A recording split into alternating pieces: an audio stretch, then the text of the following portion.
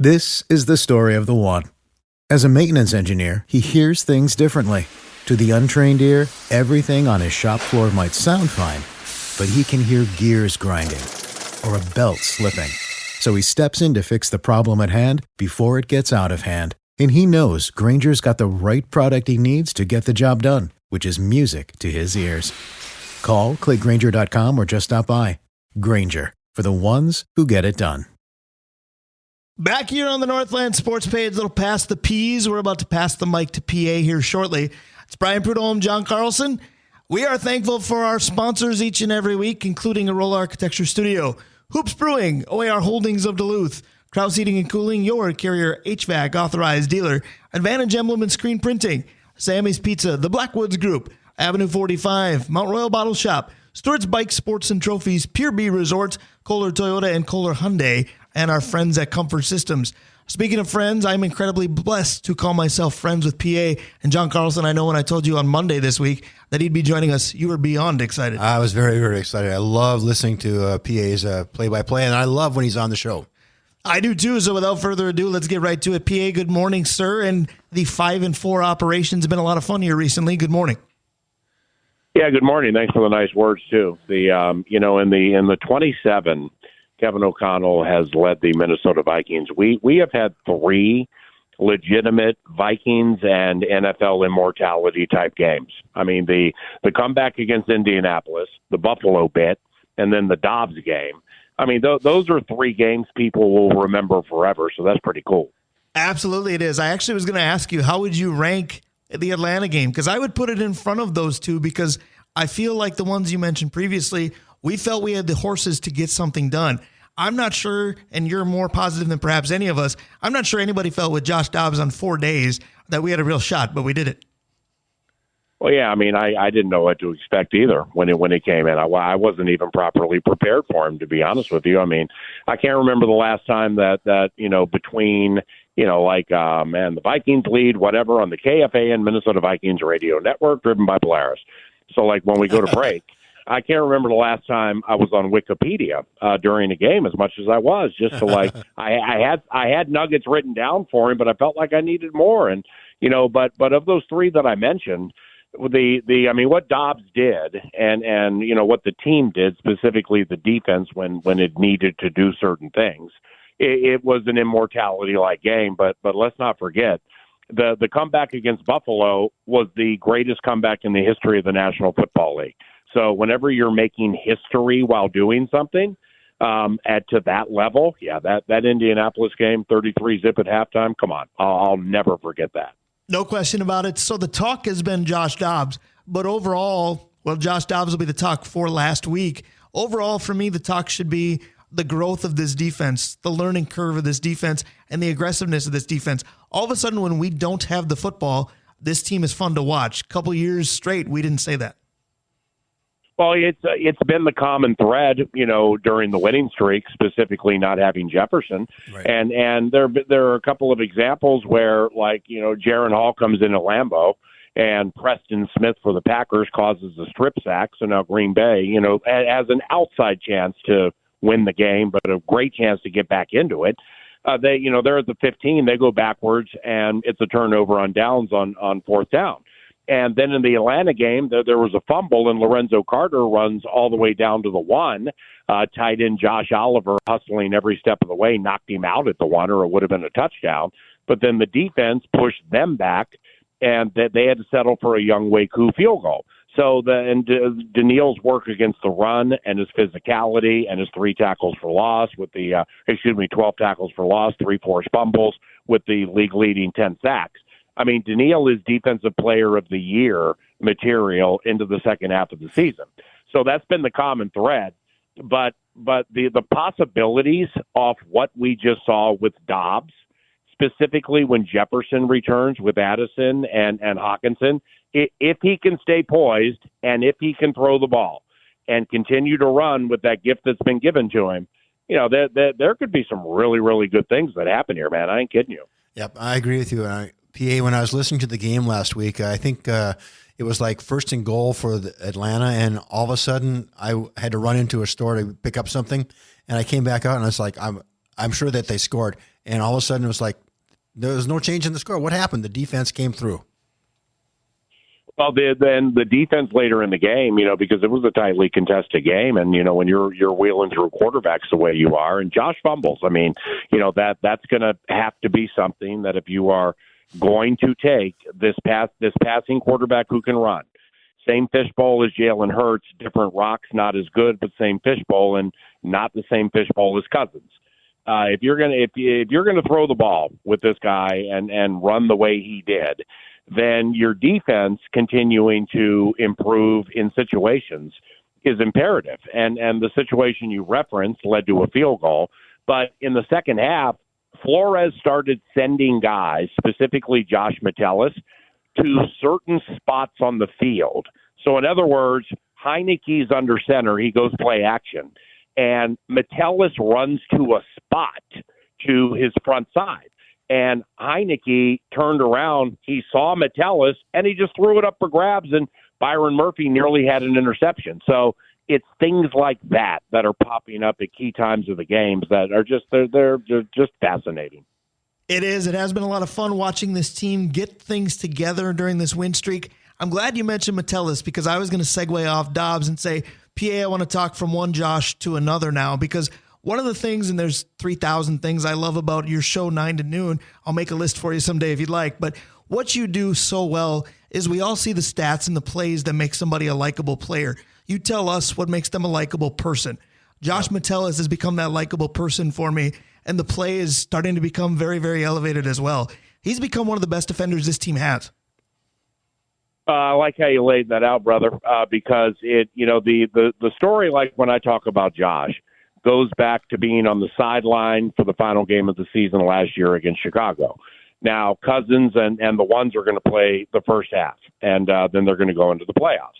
Well, Metellus was made a captain for that game. And for Josh, he was drafted, but, working his way up and never really getting a chance. For him to become a captain was really moving to him. And when we prayed before the game and then when we talked a little bit, I could just tell that he was like a child who felt like he had been elevated in the kickball game and actually had a chance to contribute, right, and that he's a leader wearing this C. So there's nothing but good message and good messages off that. Now, if you're just listening in your everyday life and with your jobs and your lives and all of us, I'm talking to me too. The Josh Metellus situation shows that if you think you're in a situation where it's not necessarily conducive to what you want, well, if you continue to work hard and you continue to be an upstanding citizen, it shows that you have a chance to ascend. And Metellus is a wonderful example for that. Yeah, it definitely has been a great story. We are chatting with PA, the radio voice of the Vikings, on the eve of Viking Saints on this very station from the Purple Palace at noon tomorrow. Let's talk a little bit about these Saints because they're a good football team with the exact same record that the Vikings have. Derek Carr to me is a little Kirk Cousins-esque in the sense that he was underappreciated in the market that he just left. Olave is good. Cam Jordan is good. They've got some weapons. Dennis Allen seems to not be on a hot seat, but sometimes get in his own way. What do you expect from the opponent tomorrow? Yeah, Carr and Cousins, they are similar. And like Derek moves a little better than Kirk, but Kirk throws a lot better than Derek. So, yeah, I can see that comparison. I don't think the Saints are as good as their record shows. They defensively, they have names like Cam Jordan and Demario Davis and DeMarshawn Lattimore. And those guys all can be very good in situations. But in watching back their game against the Bears last night and watching some clips from some earlier games, I don't know, man. I don't think the teams in the NFC South are very good. I think that's about the only way to put it. The Vikings should have beaten Tampa Bay, and New Orleans is probably the best of the bunch. And Taysom Hill and Alvin Kamara with Chris Olave. Yeah, those three right there can ruin any single game, right, if you give them reason to ruin a game. But they have offensive line problems right now that are kind of fascinating to me.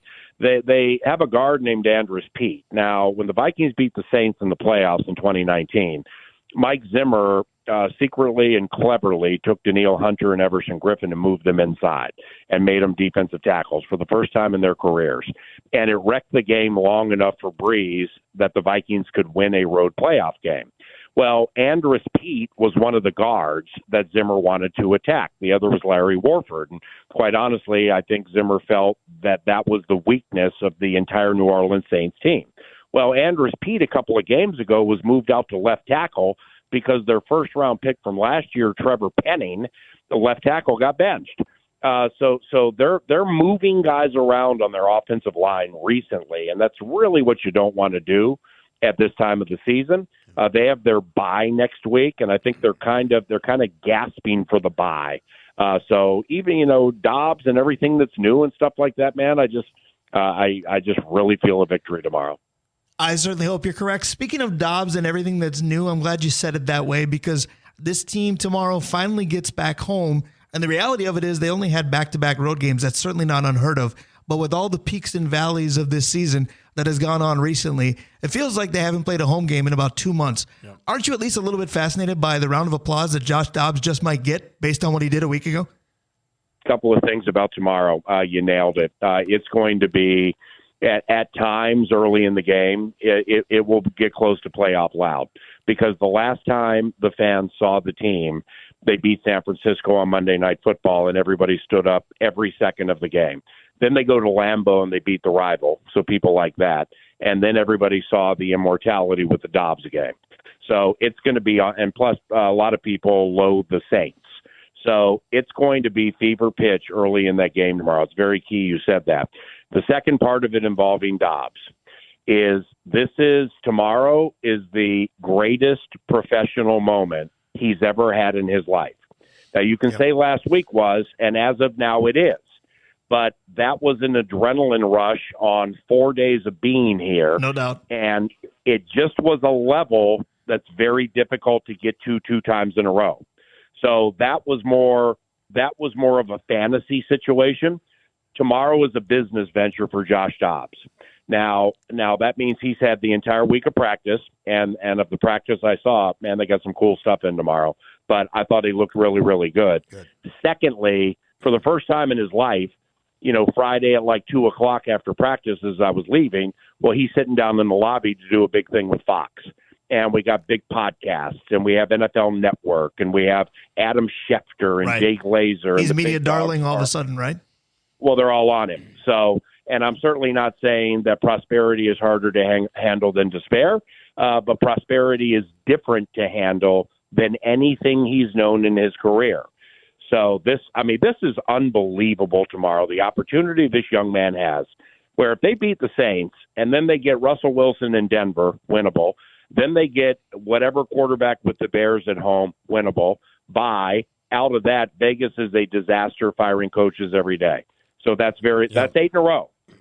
Tomorrow's the best quarterback you're going to have, really, until you get up to Jared Goff and Joe Burrow. That's absolutely correct. John, I think that plays into my opening statement today when we talked about the Vikings at the open of the show. How in the world did we get here? But here we are. Go ahead. Absolutely. And I was sitting there thinking one of the things I hope for tomorrow, we don't have the sophomore season jinx where all of a sudden the second game you come in. I agree with you, PA, that it's going to be fever pitch down there. And once he gets announced after he makes a great play, the fans are just going to go bizarre. John, you coach hockey, right? I don't coach hockey anymore. Many, many years ago I do, but I do the color commentary with Brian. Okay, well, you guys are around sports enough to know that if something unique happens in a game and something goes out of body, like in hockey, basketball, football, or whatever, somebody gets under somebody's skin and they just go out of body and they're unstoppable while being disciplined, or somebody doesn't play much and then they get an opportunity to play and God just has it all click for them. Yep. The next game, to expect that quite frequently, is foolhardy. Yep. So with Josh, I don't want to rule out that what happened last week was just happenstance, that it was just like a fluke. It's because when you have the strength to break tackles the way he did, and in watching the game back, seeing all the guys who were open that he missed, including T.J. Hawkinson on a touchdown center of the end zone, on the play Dobbs ran for an 18-yard touchdown. It's to see everybody that got open. I mean, Addison, Hawkinson, and Jefferson can get open in single coverage against anybody. If this works and you can design runs with a super clever offensive coaching staff that has a bunch of Super Bowl winning equity, if you can get this run to work with him and keep him 60% accurate, they're not going to be able to double everybody, or he'll run for 100 every game. Yep. So, but the thing is, he has to be able to hit on 60% of his passes. If there were 7 key plays missed in the Atlanta game, let's cut it down to 2 or 3, because he will run where Cousins won't, and that's part of it. And let's not drop the ball as much. I mean, if they can get those things to mesh with Jefferson coming back, people can paint me purple the Barney the Purple Dinosaur. Yeah, that's just common. Nobody pays attention to that. I'm telling you, I know what I saw last week, and I've seen a lot, and I've never seen that. And if they can get this passing and running to mesh when Jefferson comes back, they're going to be really tough to stop. PA, you may have just answered the question I was going to ask you, because no matter who the quarterback is, how experienced, how good he is, everybody benefits from a run game. And Alexander Mattison has been inconsistent at best. And Ty Chandler has to step up with Cam Akers, done.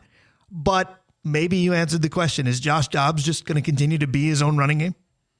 Dobbs is the running game. I mean, now we needed to change our face, copyright Ricky Rubio like 15 years ago. That's right. Dobbs is the center point of the running game. Now, when Dobbs started to run for some chunk yardage in the second half, if you look at Madison's runs, the ones and the twos started to become 3, 4s, and 5s. Right. Because the safeties and the linebackers now have to respect the edge, the outside of the hash marks for the quarterback, where they didn't have to before. So therefore, that opens things in the middle. So the dots of first down divinity gets you from start here to B to C to D. And if he can be relatively accurate and not drop the ball, we know he can run. If he can be relatively accurate and not drop the ball when the pressure's all around him, they will make plays. Absolutely. Time will tell. You mentioned Jefferson coming back. My guess, and I can't emphasize guess enough, is that Monday night hosting Chicago. Don't you think, or do you think it's earlier? It could be later. I mean, it's like, I don't think it'll be tomorrow. I can't imagine it being in the altitude in Denver. That's my thought there. Well, forget the altitude. I don't want to bring the bad hamstring to 35-degree weather. Fair. When it's all like hard to warm up and everything. And my daughter goes to school back there, so I'm talking to her frequently. And I mean, it's super cold back there right now. Then after that, you got that Monday night game. Well, let's see if they win the next 2, because they've already shown they can beat Chicago without Justin, and they're at home. So, if you've rattled off 6 in a row, and you think keeping him out one more with the bye and then into the Vegas game, well, then the whole thing's completely healthy. But that's circumstantial, so we'll see what happens. PA, this is too good. We could go forever with you. I'm bumping out with history repeating. We're hoping for it tomorrow. Have a great call. Thanks for joining us as always. Thanks, PA. God bless. Amen. God bless you guys. Thanks to your listeners every time they listen when I'm on. And I think we're going to win tomorrow, so let's have fun. Absolutely. Love you, buddy. Have a great rest of your weekend. Bye. That is PA, radio voice of the Vikings. We're buying what he's selling. We play buy or sell next on the Northland Sports page. Stick around. We'll be right back. This is the story of the one. As a maintenance engineer, he hears things differently. To the untrained ear, everything on his shop floor might sound fine, but he can hear gears grinding or a belt slipping. So he steps in to fix the problem at hand before it gets out of hand. And he knows Grainger's got the right product he needs to get the job done, which is music to his ears. Call, click Grainger.com, or just stop by. Grainger, for the ones who get it done. We aren't anywhere near ready to say goodbye just yet. We got a couple segments to go. We are instead ready to play buy or sell, one of our favorite segments here on the Northland Sports page. The Northland Sports page each and every week is brought to you by these fine sponsors: Arola Architecture Studio, Hoops Brewing, OAR Holdings of Duluth, Kraus Heating and Cooling, your Carrier HVAC authorized dealer, Advantage Emblem Screen Printing, Sammy's Pizza, The Blackwoods Group, Avenue 45, Mount Royal Bottle Shop, Stewart's Bike Sports and Trophies, Pier B Resort, Kohler Toyota and Kohler Hyundai, and our friends at Comfort Systems. Speaking of friends, I've got a friend in the studio with me, John Carlson, filling in for Dave Cook today. Thank you very much for doing that, and thank you again for your service, and a happy Veterans Day to all. Well, thank you, and I echo those comments. Thanks to all the veterans out there that are listening to the show today, because it's just like without them, we don't have the freedoms we have. I was going to say, we're lost often without our sponsors, but even they pale in comparison to what the veterans have made in terms of sacrifice. Yep. Some, of course, making the ultimate, but a lot of folks that have come back, have difficult memories of service, but also look at it fondly. You've shared some of that with me too. Well, yeah, and I was blessed to be able to serve in Naples, Italy at a Naval Air Force Base. So I got to enjoy the culture over there, but at the same time serve our country. Our mission was to fly the mail to the aircraft carriers, and then they would disperse it from there. So it was enjoyable 2 years of service that I had, and I really was thankful for that opportunity. Absolutely. We're thankful that you did that. Thankful you're able to be here with me today. Time to play Buy or Sell. And I know you've talked to me on our game broadcast that this is one of your favorite segments of the show as well. Absolutely. But you wouldn't give me the ideas of what the questions were coming Exactly. If you're going to truly fill in for Dave, okay. I don't tell Dave these in advance either. Well, that's not fair. So that's fun with surprises. Okay. Although you can decide if it's fun after we're done here. During the commercial break, you might be like, don't ever do that to me again. So how it works, I know you know the concept of the game. Yep. Is I will give a statement for each of the 4 major leagues. We got the NBA, the NFL, the NHL, and Major League Baseball. I give a statement. If you agree with it, you say buy, and you tell me why. If you disagree with it, you say sell, and you tell me why. So your job is to do that. And, of course, you get to determine the order in which we play. So what's going to kick it off today? The hardest one, NBA. All right. The hardest one might be the NBA because it was the hardest one for me to come up with, too. So the Minnesota Timberwolves, don't blink because we're not used to this. They are playing very, very, very well. They are indeed 6-2. Now, back-to-back games against Golden State coming up can certainly change that. If they win one or, lo and behold, 2 of those, you've got my attention. But what has my attention right now is the way that they're playing well defensively. Because the old adage, and I won't even call it an old adage, the adage in the NBA is, well, they don't play defense. Right. The Timberwolves are. Buy or sell that you believe that defense is making a comeback in the NBA. Well, I think you're right. But first I want to comment about the Timberwolves. They beat this team in the East Coast, Boston or something like that. The Boston Celtics, yes. The Boston Celtics. Are you doing that to me on purpose? Absolutely, yeah. Now, people need to remember that Boston is my 1A. The Wolves are my 1. I was not upset that night. Well, okay. But, I agree that defense, it plays a big key. I think the Timberwolves are averaging like 112 points per game right now, which doesn't mean that you mean that is defense taking over, but I think they, on the other hand, are doing a good job of playing defense. I think that's perfectly said because overall my statements that defense is making a comeback in the NBA, I'm going to sell that. I'll buy that the Timberwolves are playing it, and that's why they're winning because nobody else does. Yeah. I mean, you look at the first half last night against the Spurs and whatever this in-season tournament is, the Timberwolves did not play well in the first half really at all, but they stayed in it via the scoreboard and, in fact, went to the locker room with a lead because of their ability to defend. Now, they might be in trouble if it does overall make a comeback. But right now, there's only a handful of teams playing it, and they are. And I think that's why their record is good. Well, and I haven't done any looking at the statistics for the overall league. So I guess from that standpoint, I will probably sell it with you. Until I see, I'm a statistics kind of guy. Right. So unless I see the statistics, I'm going to sell it. I was going to say, until you see that the losing team is scoring 80 to 90 points a night, right, you're not going to buy into defense. People will still say that they play defense in the NBA, but not until there's 2 minutes left. Right. All right, so 1 down, 3 to go. The hard one's out of the way. What are you doing next? The Wild. All right, the NHL. It is somewhat about the Wild, but not entirely. You and I were talking off air about Lou Nanne, and I told you he's going to come up in this show. Please stand by. Thank the you. moment is here. So buy or sell this because Lou Nanne, this part I'll buy. This part I'm not necessarily putting up for debate. Lou Nanne is revered, but also one of the most polarizing figures in Minnesota because there's a thing called the State High School Hockey Tournament. I believe you're familiar. I believe we've been together. Yep. Now, that's the time of year where Lou Nanne, in the minds of many of us, alienates everybody north of, say, Forest Lake. And people in the north get tired of hearing from Lou Nanne during the state tournament. And I would be one of those people. However, lately, Lou Nanne has been with the Wild on this road trip, doing color commentary just like you do, but he does it for a good play-by-play announcer instead of me. He does it for Anthony LaPanta. Buy or sell that you enjoy hearing Lou Nanne talk about hockey as long as it's not the state hockey tournament. Sell. Okay. I've met Lou Nanne a couple times. I hate to say this, but there comes a point in time where you need to retire. And I like Anthony LaPantha, the way he calls the game, but I think there are other color commentators out there that could add to it. Yeah, he's got a lot of history. I love it. I think probably part of it has to do with the state tournament. That he's been such a downer. Can't take that out of your mind. I can't take it out of my mind. For all those years that he has been a downer for Duluth East hockey and any teams from the North, that's kind of maybe clouded my judgment. I think you're pretty much correct there. However, I'm still going to buy only because I have been able to put it out of my mind. It's one of those things where you've heard the old adage of what a difference a change in uniform makes. You can take a guy take Brett Favre, for example. None of us liked him when he was with the Green Bay Packers. We tolerated him with the New York Jets because we didn't care. He all of a sudden put purple on, and man, we love this guy just like everybody else did. Well, when Lou Nanne does wild games, he and I are backing the same team. Now, judge me accordingly because that's a very convenient trait.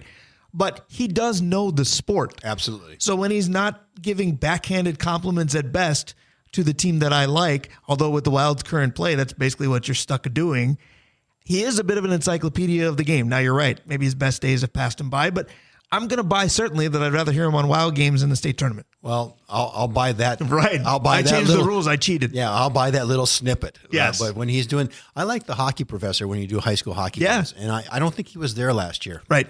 But I really have enjoyed him over Lou Nanne. All right, so 2 down, 2 to go. You've got the NFL and Major League Baseball left. Being that PA was here, we'll go NFL.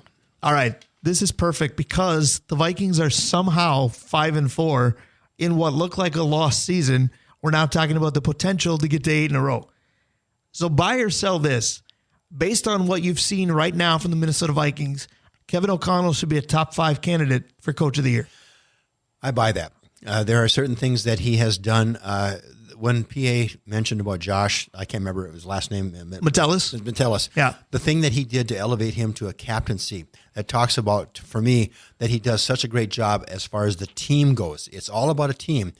Josh Dobbs, he did some nice things with him. But at the same time, you got to have that team. You got to have Kevin O'Connell. I've watched some of the after post-game types of conferences where he's cheering on the team, throwing out the footballs. I like the way he does things, and to be able to the way they started this year with the 0-3 in the preseason, and then the way they started the season, I like what he has done to try to turn the team around. Of course, we'll have to see what happens in the next couple of games, but I like what he has done with the team so far. I would agree with that. I'm going to buy only because I'm not sure I can name 5 coaches I put ahead of him. When I put that top 5 caveat in there, I think Kevin O'Connell does slide in.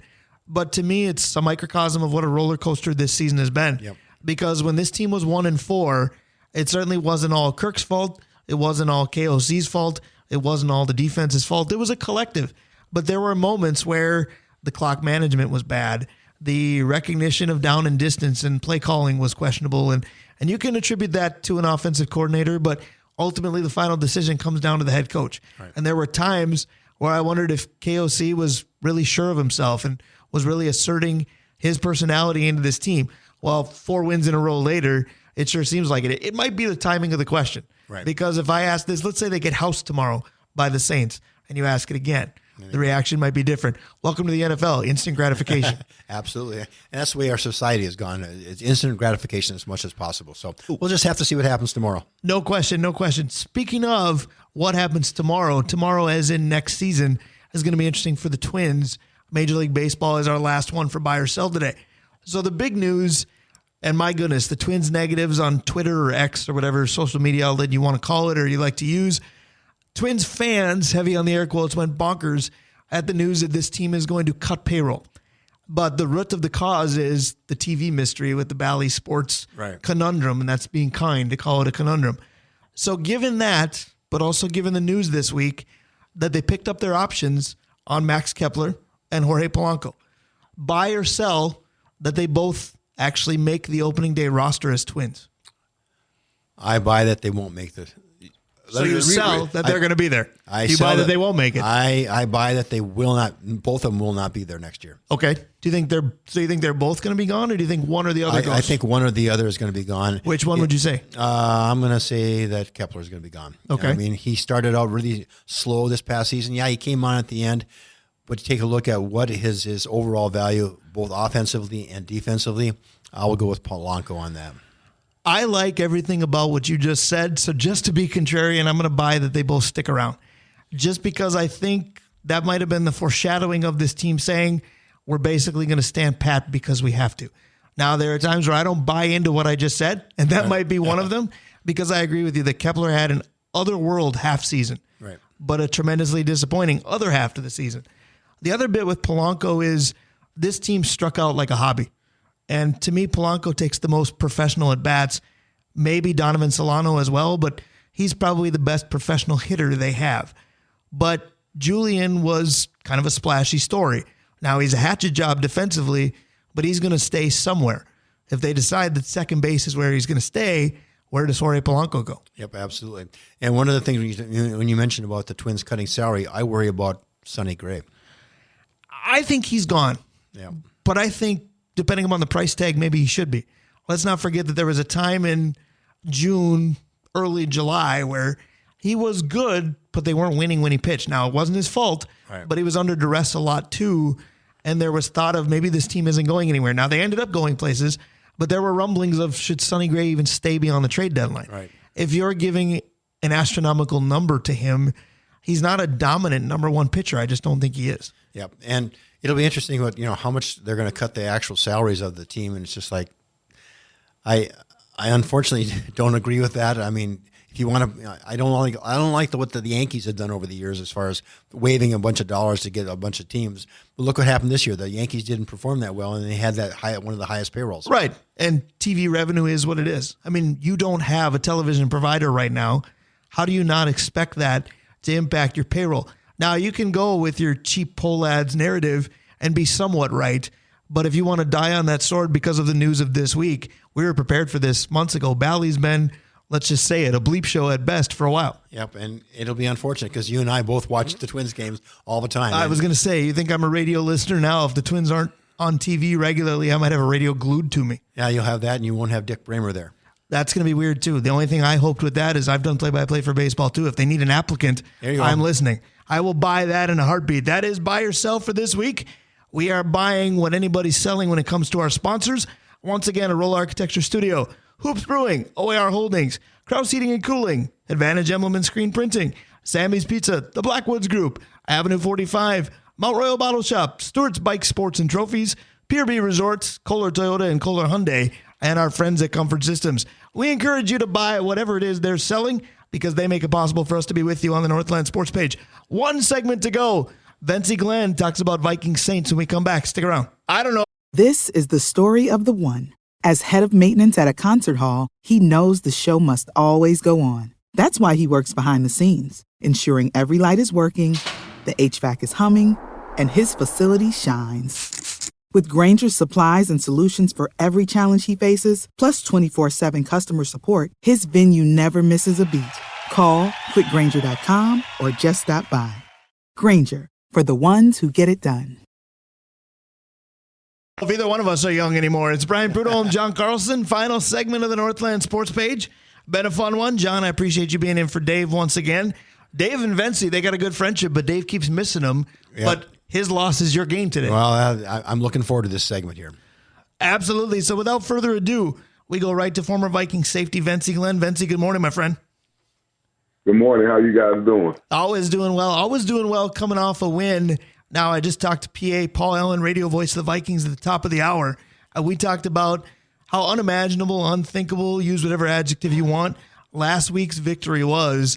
What did you think of it? Because we knew at Atlanta would be tough. We were talking about Jaron Hall a week ago. That lasted 2 series. A guy that played 5 days got him a win. Your thoughts? Anytime you can go on the road in the NFL and come out with a win, no matter what the circumstances are, it's a great day. And I thought under the adverse situations, I thought Dobbs came in and really played tough. I won't say well, but tough enough to get the job done in a hostile environment. So that's always a plus. All right. So as a former player, my next question to you would be, how many times have you had this preached to you, and how do you avoid a letdown? Because we know the fans have already anointed Josh Dobbs the new Messiah based on a week ago. Well, new set of expectations, new opponent. You got to go out and do it again. And you said he played tough, not well. He's got to play well to get a win tomorrow. Well, there's a reason he got traded. If you're playing great, you're not going to be traded. Yeah. total football, and you got to look at the team they beat. They're without a starting quarterback. They're having quarterback issues down in Atlanta as well. But you got to set yourself on the heights, the top. Are you good enough to beat a Philly? Are you good enough to beat a San Francisco on the road in December or January when you're in playoffs? And that's how you measure your team. It's good to win, but if you're not on top of your division and you're not just rolling, then you have to say, how do we beat these teams when we got to play them? Not only the teams in front of us along the way, but when we get to that ultimate point. And I think they still got some questions to be answered. I would agree with that. I think when you look at, can you beat a Philly on the road? They already didn't. Can you beat a San Francisco? They did it at home with the noise of Monday night. They got it done, whatever it took. But this team is starting to lean on its defense by circumstance, of course, but also by level of play, the way the defense has played. Now, you talked about last week, when you lean on your defense week in and week out, eventually come crunch time, they're exhausted.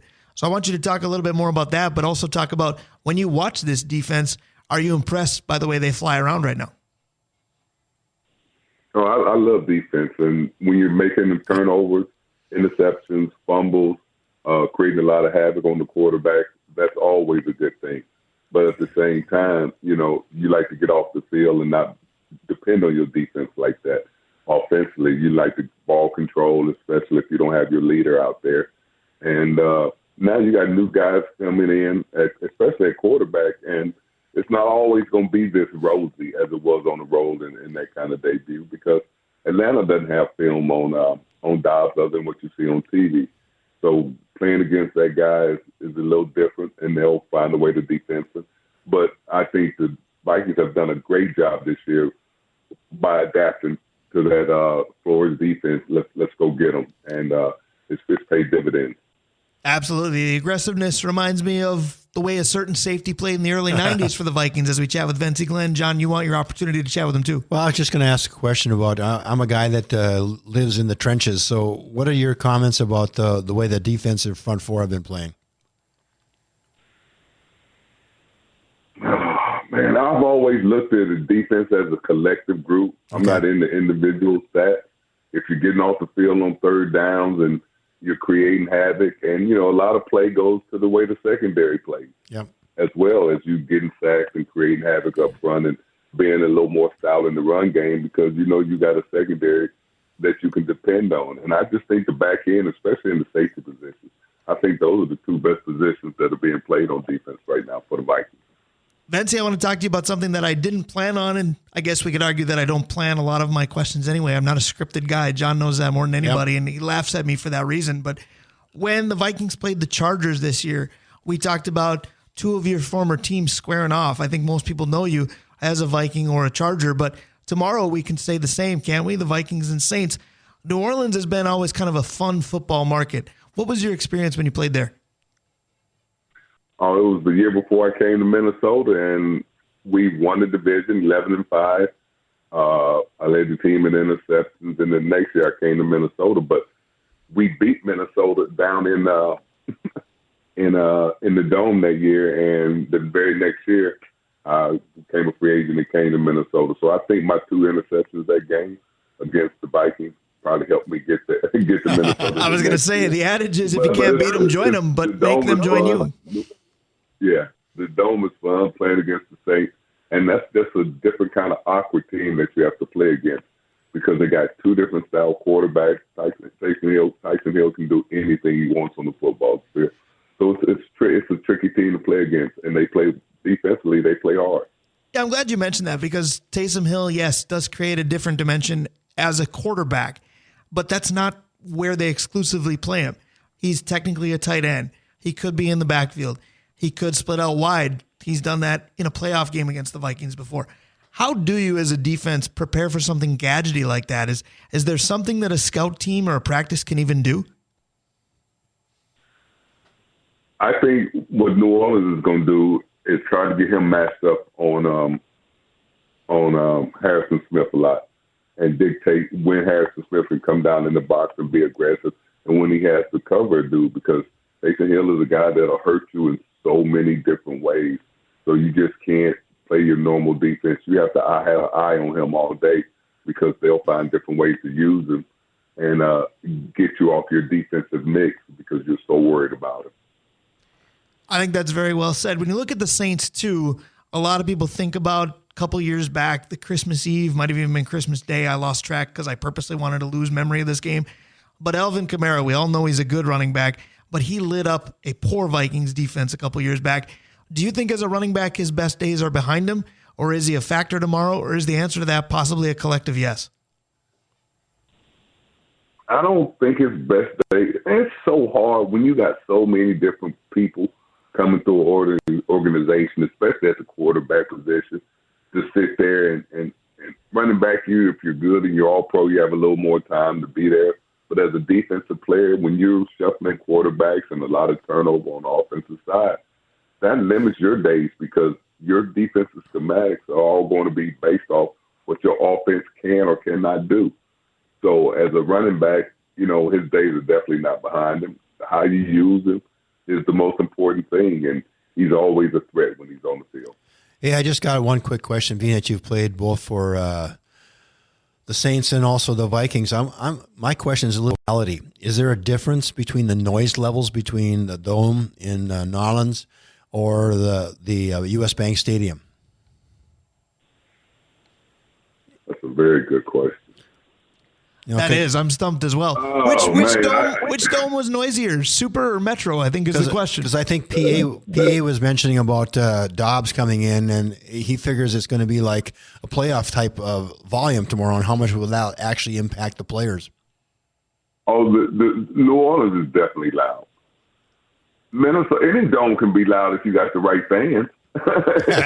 Fact. You know what I'm saying? And if you're winning or losing the game, so a lot of that depends on how the players on the field are playing at the time. But New Orleans is definitely a loud place to play and a fun place, and they fans love their Saints. Vencie, we talk so much about what are the Vikings going to do about this, or this, because Minnesota as a sports market is so much of a we watch our own bobber kind of thing. But at the same time, we've talked about quarterback mobility before, normally against the Vikings, because Kirk Cousins doesn't bring that. PA made a mention of it a moment ago, and I'm curious as to your take on it. How much now does the New Orleans defense have to adjust? Yes, they've got film on Dobbs from the Atlanta game, but nobody goes into playing Minnesota preparing for a mobile quarterback until now. How much does that change what New Orleans does? I think the whole league has quarterbacks that can run. A lot of young quarterbacks that are mobile and can move to get out the pocket. Kirk Cousins just happens to be the only one that stays in the pocket. But it's funny you say only one. I couldn't think of another one as I was trying to think about this last week either. The only one, everybody runs. Here's the question. How long you going to run before you get hurt? You're going to get hurt running the ball in the NFL if you're a quarterback. If you think you're that guy, can always get outside the pocket and move around. At some point in time, somebody's going to get you, and you're going to get an awkward injury. So you don't want to run. You want to be mobile, be able to extend the play. And that's what I call running the football, extending the play. Yep. I think that's well said. Vencie, I'm going to ask you something that I may have asked you forms of over the last few weeks because the Vikings have won 4 in a row. I'm still curious. I think I asked this specific to the defense last week. But I'm curious to this club as a whole. At 5-4 and in the playoff picture and a seemingly, heavy on the air quotes, easy schedule ahead, it's getting more and more fun to follow the Vikings. But I still want to ask this question. Have you seen something from the Vikings that leads you to believe that this team is playing well? Or are we seeing that they're simply beating teams that they are better than? Maybe the exception would be that San Francisco win. But again, my question is, are the Vikings getting better or are the opponents getting worse? I think there's a lot of parity in football, a lot of parity.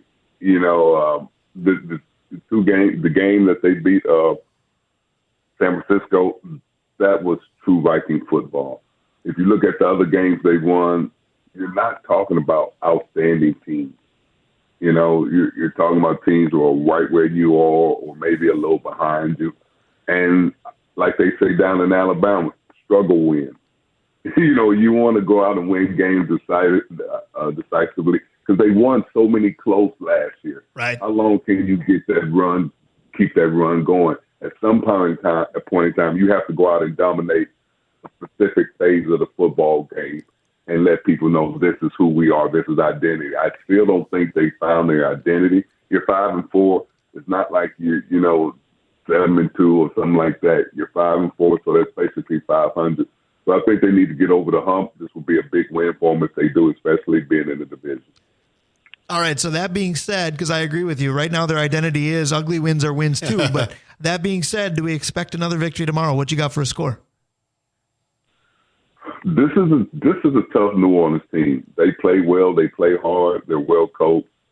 They're used to tough games all the time. If the Minnesota can get away from winning last week and get off the Dobbs hype about next year and all future and stay focused week in and week out, I think they'll have a good chance of beating a tough New Orleans football team. But they have to play well for 4 quarters because New Orleans, they stay right in the hunt as well. So this is the time of year you start separating the men from the boys.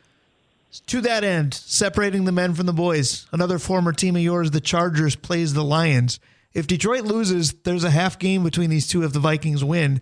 Detroit's not used to winning. Do we suddenly have a division race that the Vikings are right in? I don't think the Chargers can beat Detroit.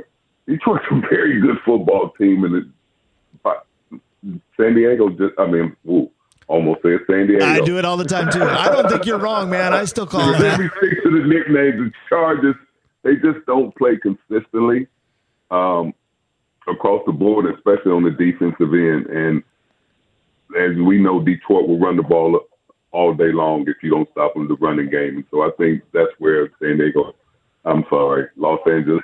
Man, quit talking about the Chargers. I'm not even sorry, man. We know where their roots are. Vencie, you're the best. I know we'll talk a lot throughout the week, and let's do it again next Saturday, my man. Thank you, man. I appreciate you guys. Sorry for the gas. No, man, you're good. We'll talk probably within the hour. I appreciate you. All right. All righty. That's our guy, Vencie Glenn, 2-5, predicting another Vikings win tomorrow. This show sure felt like a win. Thank you to Dave Hoops. Thank you to Topher Davis. Thank you to PA. Thank you to Vencie Glenn. Thank you to all the veterans and the one sitting right by me, John Carlson. Thank you very much. Thank you very much. Thanks for having me. I really enjoyed it. It was a blast. Every Saturday it is. We are the Northland Sports Page, wishing you a good rest of your weekend. Time for 2 more tomorrow. Steve Patosha and I will follow Vikings Fan Line. I'll talk to you then. Skol Vikes. Have a good one. This is the story of the one. As a maintenance engineer, he hears things differently. To the untrained ear, everything on his shop floor might sound fine, but he can hear gears grinding or a belt slipping. So he steps in to fix the problem at hand before it gets out of hand. And he knows Grainger's got the right product he needs to get the job done, which is music to his ears. Call, click Grainger.com, or just stop by. Grainger, for the ones who get it done.